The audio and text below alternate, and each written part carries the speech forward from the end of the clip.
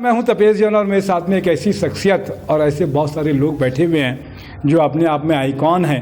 छत्तीसगढ़ में अगर किसी को मीरा नाटक जो है एकल पात्री है और उसको कई सारे देशों में अभी बता रही थी 31 देशों में ममता आहार जी राष्ट्रीय शिक्षक अवार्ड 2022 का भी मिला शिक्षा के क्षेत्र में। एक फिल्म भी की अधर्मी, इसके अलावा नाटक भी बच्चों का बहुत दिन से करा रही हैं। और मुझे लगता है कि छत्तीसगढ़ का नाम जैसे अभी तनवीर साहब का नाम लेते हैं वैसे ही ममता आहार बहुत ही लो प्रोफाइल है, बहुत ज़्यादा अपना प्रचार प्रसार नहीं करती हैं वो और बहुत ज़्यादा घूमती है। ममता जी आपका स्वागत है। कितने देश आप बता रही थी, नाम आपको याद हो गए? थोड़ा एक बार नाम बता दो जरा। 31 देश होके आ चुकी हूँ नाट्य मंचन करके। London, Paris, Switzerland, Holland, Belgium, Vietnam, Thailand, Cambodia, Australia, Hong Kong, Macau, Egypt, रूस, ग्रीस, ऑस्ट्रेलिया, कनाडा और ऐसे बहुत सारे जी।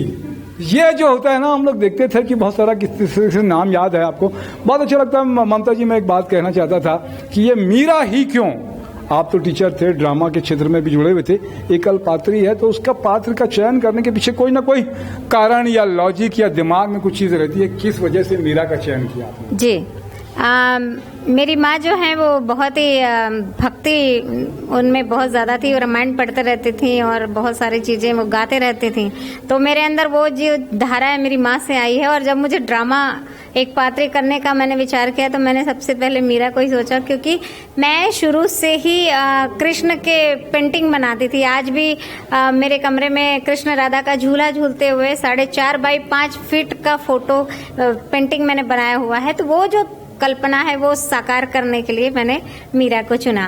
ये कितने देर का, 2.5 घंटे का प्रोग्राम होता है, लेकिन अलग अलग जैसे आयोजक समय के अनुसार से आयोजक जैसा कहते हैं 1.5 घंटा, 1 घंटा 45 मिनट या कभी 11 मिनट में भी ट्रेलर दिखा देती हूँ। क्या लगता है मीरा का, आपने देखा भक्ति का एक बड़ा मार्ग है और भक्ति का एक बड़ा संदेश है कि अगर भक्ति करोगे तो ईश्वर की प्राप्ति या मोक्ष जिसको बोलते हैं वो हो जाएगा। मीरा की क्या ऐसा लगता है, भक्ति तो की उन्होंने सब जानते हैं, और क्या लगता है मीरा के अंदर में जो क्वालिटी थी जिसको आपको प्रेरित किया?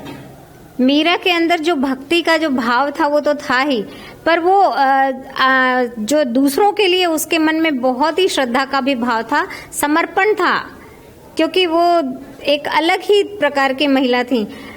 मतलब इतने कष्ट सहे उसके बाद भी वो अपने राजघराने का वो सम्मान बनाए रखी। उसके बाद में जब अति हो गया तो फिर उन्होंने कहा कि नहीं, अब घर छोड़ना आवश्यक है। और उन्होंने फिर एक तरह से भगवा वस्त्र धारण कर लिया। और उनका यही था कि जो भी वस्तुएं हम धारण करते हैं वो परमात्मा का ही तो है, तो यही सही। जी, ये बात है।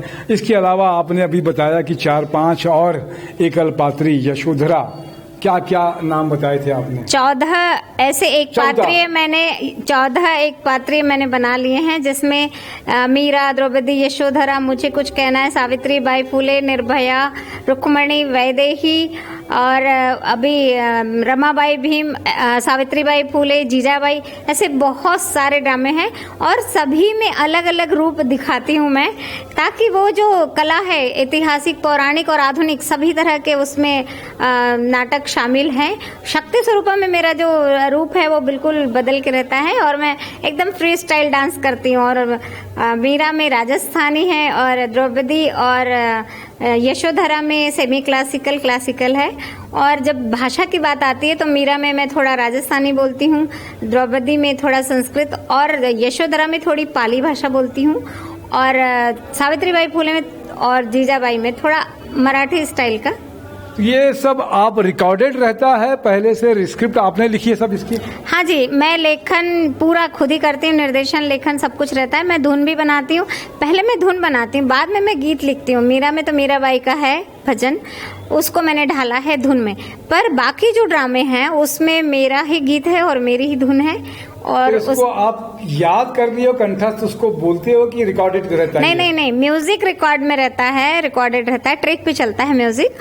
और जो बातें हैं जो मैं कॉलर माइक लगा के बोलती हूँ, जो संवाद है वो, क्योंकि संवाद अगर लाइव रहता है तो ही वो भाव आता है, और अगर वो सब याद है आपको? जी बिल्कुल। आपकी प्रतिभा को नमन करता हूं मैं कि इतने सारे 14 पात्र और 2.5 घंटे तक याद रखना निश्चित रूप से डायलॉग को कोई हंसी मजाक की बात नहीं है। एक ऐसी प्रतिभा छत्तीसगढ़ में और रायपुर शहर में कि 2.5 घंटे के नाटक के स्क्रिप्ट को याद कर ले, और 14 स्क्रिप्ट लिखा उन्होंने और फिर याद किया, अपने आप में अद्भुत है। आज हम सब लोग, सपना अवधिया जी हमारे सामने, समाज सेविका, ममता निषाद कलाकार भी है, जानकारी बहुत सारी चीजें हैं, बहुत सारी चीजें हैं ममता जी के पर कहानी। 21 साल से मैं निःशुल्क नृत्य नाटक शिविर करा रही हूँ बच्चों को, बड़ों को।